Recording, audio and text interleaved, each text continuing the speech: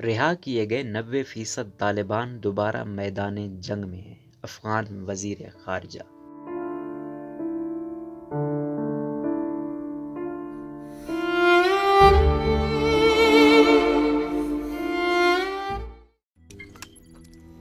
روزنامہ قدرت کی ویڈیو دیکھنے کے لیے ابھی یوٹیوب چینل پر سبسکرائب کریں اور بیل آئیکن پر بھی کلک کریں۔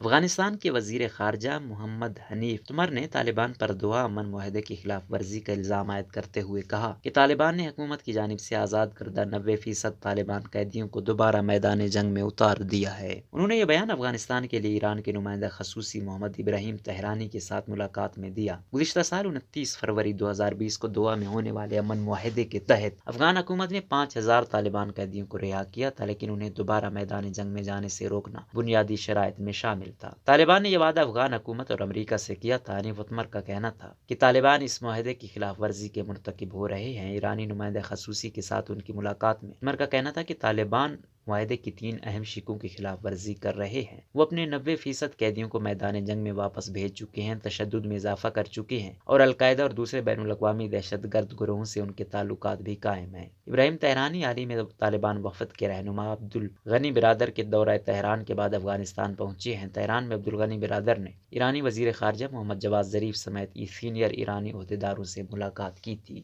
تسنیم نیوز ایجنسی کے مطابق ملاقات کے دوران ایرانی وزیر خارجہ نے ایک ایسی اسلامی ریاست کی حمایت کا اعلان کیا جس میں تمام نسلی اور مذہبی گروہ شامل ہوں۔ تاہم افغان حکومت اس موقف کو ایرانی حکومت کی جانب سے افغانستان کی مرکزی حکومت کی حمایت کے موقف کے برخلاف سمجھتی ہے۔ ابراہیم طہرانی جو مبینہ طور پر طالبان کے دورہ ایران کی وضاحت کرنے افغانستان پہنچے ہیں، نے افغان وزیر خارجہ کو طالبان کے دورہ ایران کی تفصیلات سے آگاہ کیا۔ ان کا کہنا تھا کہ ان کا ملک اپنے مشرقی ہمسائے میں جنگ بندی کی حمایت کرتا ہے۔ انہوں نے افغان وزیر خارجہ کے ساتھ ملاقات میں انہیں آگاہ کیا کہ ایران کی طالبان کے حوالے سے پالیسی میں کوئی تبدیلی نہیں آئی اور وہ اپنے ماضی کی حکمت عملی پر ہی عمل پیرا رہیں گے۔ ان عہدیداروں نے دونوں ممالک کے درمیان باہمی تعلقات اور افغان امن عمل پر بھی تبادلہ خیال کیا۔